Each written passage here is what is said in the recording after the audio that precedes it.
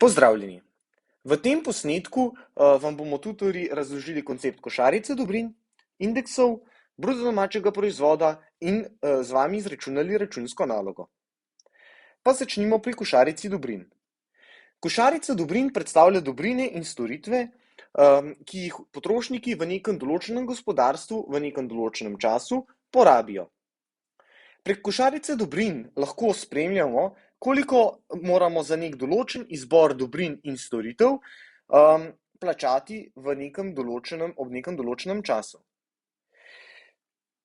Posredno lahko prek košarice dobrin ugotovimo, ali je v gospodarstvu med različnimi obdobji prišlo do inflacije ali deflacije, torej do spremembe cen. Poglejmo si prvi primer. V prvem primeru za isto košarico dobrin v naslednjem letu plačamo isto vsoto denarja kot v baznem letu. Pri tem ni prišlo do nobene spremembe v ravni cen, zato ni prišlo ne do inflacije, ne do deflacije. V drugem primeru za isto košarico dobrin kot v baznem letu, se pravi kot na začetku, torej moramo za isto košarico dobrin plačati višji znesek, torej za 5 evrov moramo plačati več denarja. To pomeni, da je v gospodarstvu prišlo do inflacije oziroma dviga splošne ravni cen. Poznamo pa še tretji primer, in sicer, da se cene v nekem gospodarstvu znižajo. V tem primeru za isto košarico dobrin kot v začetku odštejemo manj denarja, zato rečemo, da je prišlo do deflacije, torej izpusta splošne ravni cen. Pri inflaciji poznamo en pomemben koncept, ki mu rečemo bazno leto. Bazno leto je dejansko neko leto, ki ga izberemo kot osnovo, s katero primerjamo ostala druga leta. To je ponavadi gre za neko prvo leto v določeni seriji, pri čemer temu letu določimo arbitrarno vrednost 100. Torej, v baznem letu neki košarici dobrin, torej ne glede na njeno vrednost, pripišemo vrednost 100. Košarico iz baznega leta pa nato primerjamo s košaricami iz sledečih oziroma prejšnjih let, zato da ugotovimo, ali je prišlo do inflacije ali deflacije. Ob tem smo trčili na pomemben koncept inflacije oziroma deflacije. Kaj pa dejansko predstavlja inflacija oziroma deflacija? Inflacija oziroma deflacija predstavlja spremembo splošne ravni cen. Pri tem to spremembo splošne ravni cen merimo v procentih in pri tem moram poudariti, da gre tukaj dejansko za neko razliko v ravni cen, torej gre lahko za ali dvig, v tem primeru govorimo o inflaciji, ali spust splošne ravni cen, v tem primeru govorimo o deflaciji. Pri tem pa se pojavi vprašanje, kaj je razlika med inflacijo na eni strani in pa indeksi cen na drugi strani. Indeksi cen dejansko predstavljajo neko relativno raven cen, torej to cene iz sledečih let primerjamo z baznim letom, torej na primer splošno raven cen iz leta X, pri čemer je X na primer naslednje leto glede na bazno leto, primerjamo z baznim letom in pomnožimo krat 100, zato ker je pač indeks cen indeks, torej na kratko vrednost oziroma ceno za košarico dobrin v sledečem letu primerjamo s ceno za košarico dobrin v baznem letu in pri tem izvemo, ali je prišlo do inflacije oziroma deflacije. Torej, s pomočjo indeksa cen dejansko lahko računamo inflacijo ali deflacijo. V bistvu postopek je sledeč, torej vzamemo indeks cen glede na zgornjo formulo, izračunamo, kakšen je indeks cen v posameznem letu, torej tukaj imamo primer, da je indeks cen 100, in iz tega lahko sklepamo, da je prišlo do 0% inflacije oziroma deflacije, torej ni prišlo do spremembe v ravni cen. Če pa je indeks cen višji od 100, na primer 110, lahko sklepamo, da je prišlo do takšne spremembe cen, za kolikor je indeks cen višji od 100. Prav tako pa vemo, da če je indeks nižji od 100, je prišlo do, se pravi, inflacije minus 10%, negativni inflaciji oziroma v primeru, da je sprememba ravni cen negativna, pa v bistvu govorimo o deflaciji. Torej, v tem primeru, v zadnjem primeru, ko je vrednost indeksa cen 90, govorimo o deflaciji v višini 10%. Inflacija in deflacija, indeks cen in podobni koncepti nam pomagajo pri razumevanju bruto domačega proizvoda. Bruto domači proizvod dejansko pove, koliko določeno gospodarstvo proizvede v nekem določenem obdobju. Pri tem ločimo dve možnosti. Poznamo nominalni bruto domači proizvod in pa realni bruto domači proizvod, ki predstavljata različne stvari. Torej, najprej se osredotočimo na nominalni bruto domači proizvod. Nominalni bruto domači proizvod je bruto domači proizvod merjen v tekočih cenah.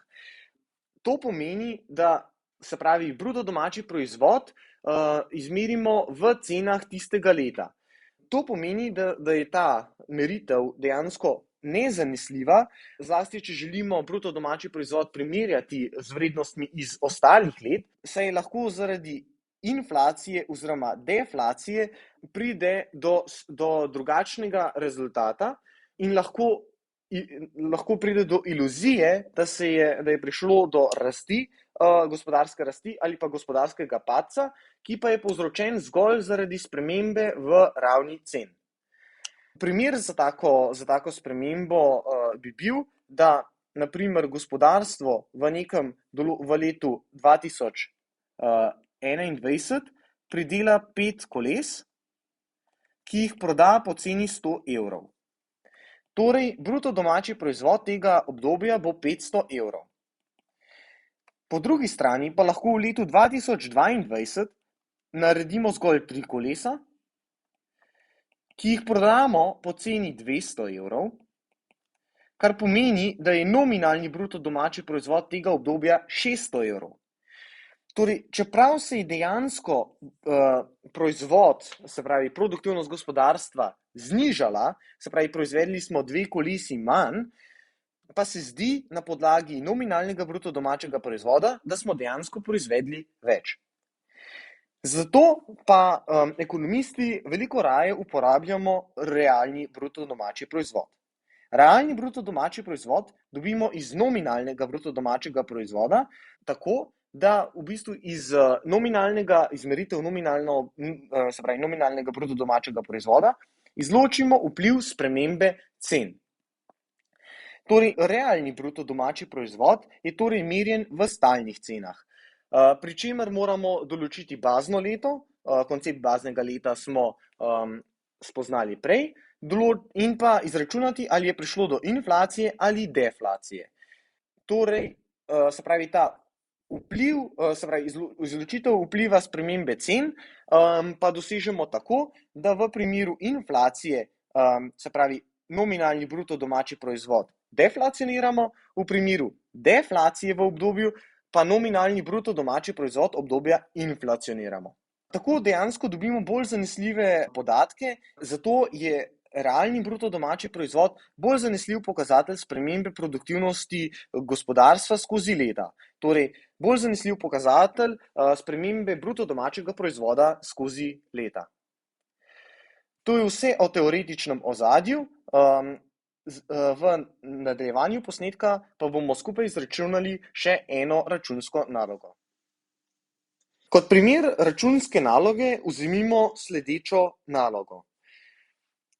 Za potrebo naloge torej vzemimo neko košarico dobrin, in sicer 2 štruci kruha, 1 paket sira, 1 arašidovo maslo, 5 gramov nutele in pa manikuro v letu 2021. Za to košarico dobrin v letu 2021 zapravimo 20 evrov. Leta 2022 pa nas iste dobrine, se pravi ista košarica dobrin, stane 22 evrov. Najprej izpišemo vse podatke, ki jih lahko razberemo iz besedila naloge. To so cena košarice dobrin v letu 2021 je 20 evrov, Cena košarice dobrin v letu 2022 pa je 22 evrov. Nato preberimo prvo vprašanje. Ali je prišlo do inflacije ali do deflacije? Za to vprašanje moramo najprej vedeti, kaj je inflacija in kaj je deflacija. Torej, inflacija pomeni dejansko dvig splošne ravni cen, kar pomeni, da so izdelki dejansko dražji. Deflacija pa pomeni padec splošne ravni cen, izdelki, se pravi košarica dobrin, je cenejša. Torej, v tem konkretnem primeru lahko na hitro iz primerjave cen vidimo, da je prišlo do inflacije. Zakaj? Zato, ker za isto košarico dobrin v letu 2022 plačamo več denarja kot v letu 2021. Drugi del vprašanja se nanaša dejansko na inflacijo, torej kakšna je višina inflacije in v kakšnih enotah jo izražamo. Zdaj, kot smo spoznali v prvem delu posnetka, inflacijo vedno izražamo v procentih. Za višino inflacije pa dejansko uporabimo sledečo formulo. Inflacijo izračunamo s tem, da najprej določimo neko določeno bazno leto. V našem primeru gre za leto 2021. Nato primerjamo, se pravi, izračunamo relativno spremembo cen med letom 2021 in letom 2022. To izračunamo po sledeči formuli. Cene iz leta 2022 minus cene iz leta 2021, ulomljeno s cene iz leta 2021, krat 100%, zato da dobimo enoto procenti, in nato ustavimo podatke, torej 22 minus 20 skozi 20 krat 100% je enako 10%. Profesorica na izpitu vedno zahteva odgovor z besedami, zato zapišemo še odgovor. Višina inflacije je 10%. Nato se sprehodimo na drugo podvprašanje v tej nalogi. V letu 2021 je nominalni bruto domači proizvod enak 500. V letu 2022 je nominalni bruto domači proizvod enak 450. Kakšen je realni bruto domači proizvod leta 2022, če za bazno leto vzamemo leto 2021? Kakšen je potem realni bruto domači proizvod leta 2021? Kot na začetku najprej izpišemo podatke. Torej, podatki so sledeči. Inflacijo lahko dejansko pripišemo iz prejšnje naloge, torej prišlo je do 10% inflacije. Cena košarice v letu 2021 je 20 evrov, cena košarice v letu 2022 je 22 evrov, nominalni bruto domači proizvod prvega obdobja, torej obdobja v letu 2021 je 500, nominalni bruto domači proizvod leta 2022 pa je 450. Za računanje realnega bruto domačega proizvoda v letu 2022 vzamemo sledečo formulo. Realni bruto domači proizvod je nominalni bruto domači proizvod deljeno z indeksom cen krat 100. Iz tega v to enačbo lahko ustavimo sledeče podatke, torej za realni bruto domači proizvod leta 2022 uporabimo nominalni bruto domači proizvod, se opravičujem, tukaj je prišlo do napake, nominalni bruto domači proizvod leta 2022 in ga delimo z indeksom cen ter pomnožimo s 100. Na tem mestu bi se ustavil za sekundo in ponovno ponovil, kaj je indeks cen. Indeks oziroma kako ga izračunamo. Indeks cen izračunamo z ulomkom splošna raven cen v letu X deljeno splošna raven cen v baznem letu krat 100. Torej, lahko rečemo, da gre tukaj za našo košarico dobrin iz leta 2022 deljeno z vrednostjo košarice dobrin v letu 2021, pri čemer je leto 2021 bazno leto, krat 100. Torej, 22 deljeno z 20 krat 100 je 110. Torej, če ustavimo podatek, ki smo ga ravnokar izračunali, torej vemo, da je nominalni bruto domači proizvod leta 2022 enak 450, deljeno 110 krat 100 kar je približno enako 409. Ponovno zapišemo realni bruto domači proizvod, obdobje 2022 je enak 409. Naloga pa nas sprašuje še po realnem bruto domačem proizvodu leta 2021. Pri tem uporabimo isto formulo in postopek kot zgoraj. Torej, realni bruto domači proizvod je nominalni bruto domači proizvod istega obdobja skozi vrednostjo indeksa cen krat 100. Indeks cen, glede na to, da računamo indeks cen za leto 2021, ki je bazno leto, torej predstavlja vrednost 100, to pa lahko ugotovimo s pomočjo ulomka cene, se pravi vrednost košarice oziroma vrednost košarice dobrin v letu 2021, deljeno s vrednostjo košarice dobrin v baznem letu, torej letu 2021, krat 100 je 20 skozi 20 krat 100, 20, ki se pokrajšata in dobimo stotko. Kot rečeno, profesorica na izpitu zahteva odgovor, zato sem ga tudi zapisal. Torej, realni bruto domači proizvod leta 2022 je enak 409, leta 2021 pa je ta realni bruto domači proizvod enak 450. Če kot bazno leto vzamemo leto 2021. To nalogo pa lahko dodatno razširimo z računanjem gospodarske rasti. Najprej spoznajmo koncept gospodarske rasti. Gospodarska rast je prikazatelj tega, kako se produktivnost nekega gospodarstva spreminja iz obdobja v obdobje. Gospodarsko rast vedno merimo v procentih in pa za njeno računanje vedno uporabimo realni bruto domači proizvod. Formula za gospodarsko rast pa je sledeča. Realni bruto domači proizvod obdobja, se pravi sledečega obdobja, minus realni bruto domači proizvod prejšnjega obdobja skozi realni bruto domači proizvod prejšnjega obdobja krat 100 je torej gospodarska rast.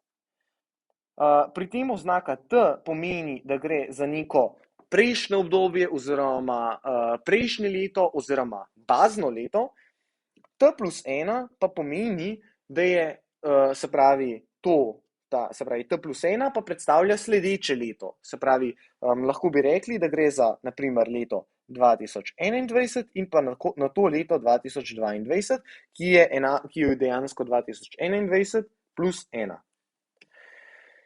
No, pa se osredotočimo na reševanje naloge. Torej, v tem konkretnem primeru spet izpišemo podatke. Vemo, da gre za bazno leto 2021. Cena košarice dobrin v letu 2021 je 20 evrov, v letu 2022 je cena košarice 22 evrov.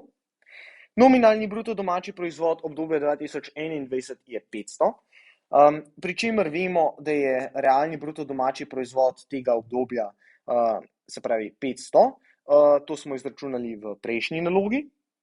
Nominalni bruto domači proizvod, se pravi sledečega obdobja, se pravi leta 2022 je 450 in po naših izračunih iz prejšnje naloge je realni bruto domači proizvod, torej leta 2022 enak 409. Za računanje gospodarske rasti uporabimo formulo za gospodarsko rast, torej realni bruto domači proizvod sledečega obdobja minus realni bruto domači proizvod prejšnjega obdobja skozi realni bruto domači proizvod prejšnjega obdobja krat 100%, zato da dobimo procente, ustavimo podatke in ugotovimo, da je gospodarska rast v obdobju, se pravi iz leta 2021 v leto 2022 negativna, torej v letu 2022 dejansko pridelamo za 18,2% manj dobrin kot v letu 2021. Odgovor zapišemo še z besedo.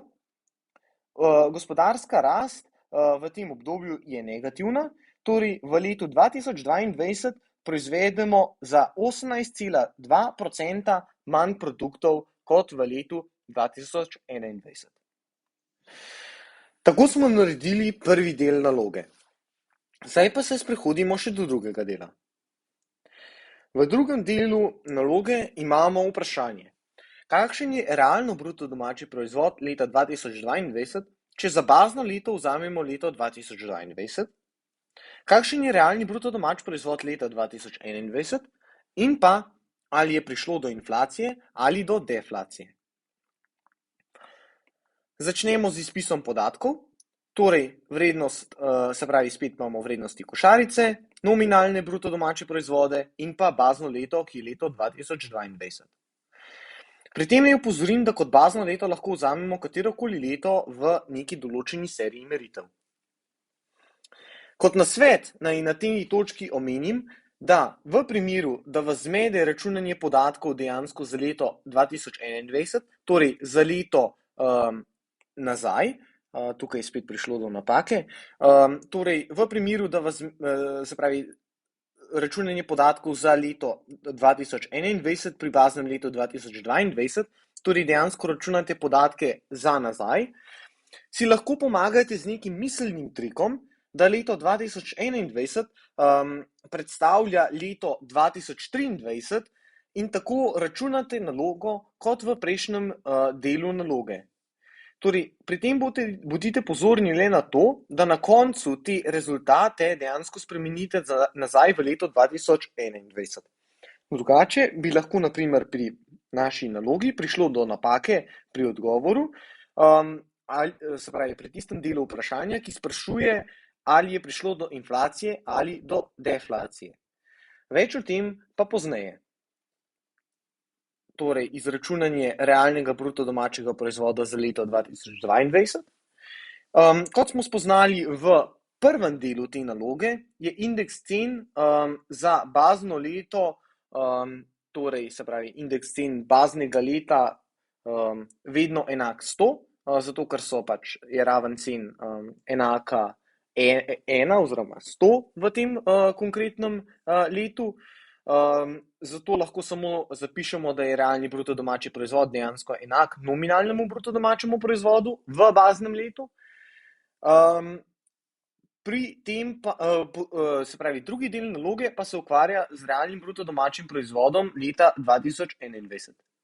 Realni bruto domači proizvod leta 2021 pa izračunamo spet po isti formuli, kot smo jo uporabili zgoraj, spremenimo zgolj letnico, se pravi, ustavimo podatke, indeks cen konkretno ima vrednost 20 skozi 22 krat 100, kar je približno enako 91.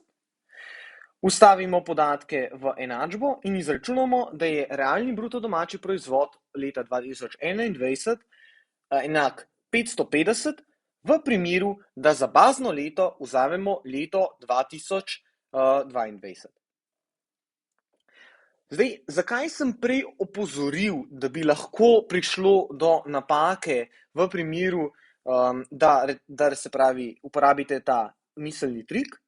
Dejansko v tem primeru pride do tega, da je indeks cen manjši od 90. Zato bi koga lahko to zavedlo, da je dejansko v tem gospodarstvu prišlo do deflacije. Se pravi, za deflacijo je značilno, da je indeks cen torej manjši od 100, torej naprimer 90, 91. Bodite pozorni, da deflacijo oziroma inflacijo vedno računate po formuli cena nekega, se pravi, sledečega obdobja minus cena prvega obdobja skozi cena prvega obdobja in potem primerjate. Če je vrednost manjša od nič, potem je prišlo do deflacije. V našem konkretnem primeru je vrednost 10%, kar ni manjše od nič, zato je zagotovo prišlo do inflacije, torej prišlo je do 10% inflacije v tem gospodarstvu. Odgovor zapišemo še z besedo. Realni bruto domači proizvod leta 2022 je enak 450, realni bruto domači proizvod leta 2021 pa 550, če kot bazno leto vzamemo leto 2022. Prišlo je do inflacije. Zakaj? Zaradi tega, ker so cene v letu 2022 za 10% višje od cen v letu 2021. Ponovno se nam pojavi vprašanje, do kakšne gospodarske rasti je prišlo v tem gospodarstvu. Izpišemo podatke, torej za bazno leto tokrat, pazite, vzemimo leto 2022. Zato je pomembno, da zapišete, da je realni bruto domači proizvod obdobja 2021 enak 550, realni bruto domači proizvod leta 2022 pa enak 450. Nato uporabite formulo, ki smo jo spoznali zgoraj, se pravi, gospodarska rast je enaka realni bruto domači proizvod, se pravi, obdobja 2022 minus realni bruto domači proizvod obdobja 2021 skozi obdobje, se pravi, skozi bruto domači proizvod leta 2021 krat 100%. Torej, ustavimo podatke in ugotovimo, da je prišlo do gospodarske rasti minus 18,2%. To je isti rezultat, ki smo ga dobili zgoraj. To vam prikaže, da ne glede na to, katero leto vzamete za bazno leto, boste vedno dobili enak rezultat za gospodarsko rast. Tukaj je zelo plastičen prikaz uporabnosti realnega bruto domačega proizvoda, saj bi v nasprotnem primeru, se pravi, če bi vzeli nominalni bruto domači proizvod, prišli do drugačne gospodarske rasti.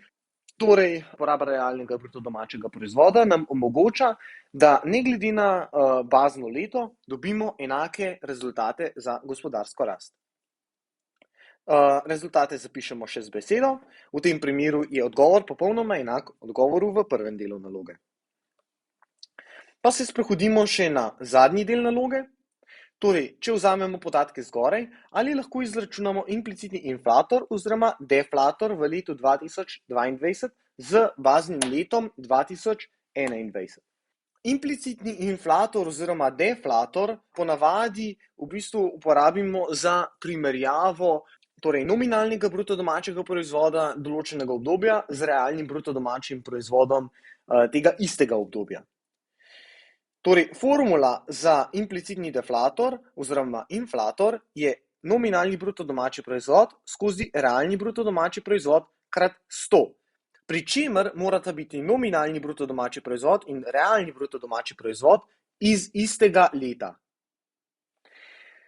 Torej, poimenovanje, ali gre za implicitni inflator ali deflator, je odvisno od vrednosti tega indeksa. Torej, o implicitnem deflatorju govorimo v primeru, da je vrednost indeksa nižja od 100, se pravi, da je prišlo do deflacije, o implicitnem inflatorju pa govorimo v primeru, da je vrednost indeksa višja od 100, torej je prišlo do inflacije. Pa izračunajmo, pa rešimo nalogo. Ponovno izpišemo podatke, za bazno leto vzamemo leto 2021, zato se sprehodimo zgor za podatke za realni bruto domači proizvod leta 2021 in leta 2022. Nato pa izračunamo implicitni inflator oziroma deflator po formuli nominalni bruto domači proizvod tega obdobja skozi realni bruto domači proizvod istega obdobja krat 100, ustavimo podatke in izračunamo, da je vrednost indeksa 110. Po prejšnjem kriteriju, torej, da o implicitnem inflatorju govorimo v primeru, da je vrednost indeksa višja od 100, tukaj govorimo o implicitnem inflatorju. Odgovor, se pravi, naše odgovor na vprašanje pa zapišemo še z besedo. Implicitni inflator v letu 2021 je 110. Tako. Rešili smo celotno nalogo. Najlepše se vam zahvaljujem za vašo pozornost. Upam, da vam je reševanje koristilo. V primeru dodatnih vprašanj se prosim obrnite na profesorico, asistentko ali nas tutorje. Naročite se na prihodnje objave in pa všečkajte posnetek, vkolikor vam je posnetek pomagal pri razumevanju snovi. Pri tem pa naj vas opozorim, da so vse pravice tako na posnetku kot tudi na nalogi pridržane. Hvala.